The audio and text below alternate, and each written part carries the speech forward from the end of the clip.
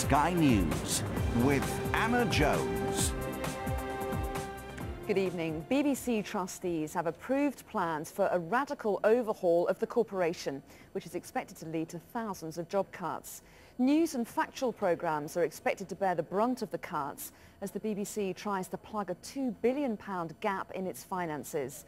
The number of compulsory redundancies will be announced tomorrow, but staff are already threatening to strike. Sky's Ian Woods reports. For the BBC, the news today was uncomfortably close to home as they reported a meeting inside their own headquarters at which their bosses were deciding where to wield the axe. The BBC is required to make £2 billion in savings. The cost-cutting plans were approved by the governing body, the BBC Trust, after a meeting with the Director General. It's a large and complex plan for the future of the BBC, and so there will always be detail to refine. Savings have to be made because the licence fee isn't going up by as much as the BBC would like. The corporation estimates it has a £2 billion shortfall.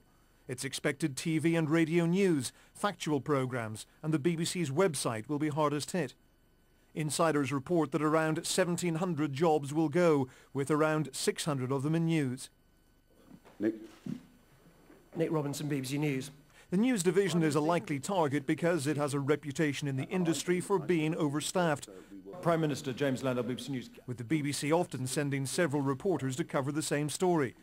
Former correspondent Neil Bennett retired last year after 35 years with the corporation. On far too many occasions, I think, too many BBC journalists have been sent out to cover the same story on the same day. Now that is a colossal waste of money and resources. It's also very frustrating for the people involved. And it seems to me that the people who are going to pay the price for that management incompetence are highly able, highly motivated young journalists. And I think that's a real shame. The perceived importance of news means that journalism has often been shielded from previous cuts. The BBC needs to be unique. Otherwise, why should we pay for its licence fee? It needs to be authoritative and unique, and that's why the newsroom is at the very, very heart of the BBC's operation. There's been resentment over the huge salaries paid to some of the BBC's big names like Jonathan Ross, and the broadcasting unions are preparing for a fight.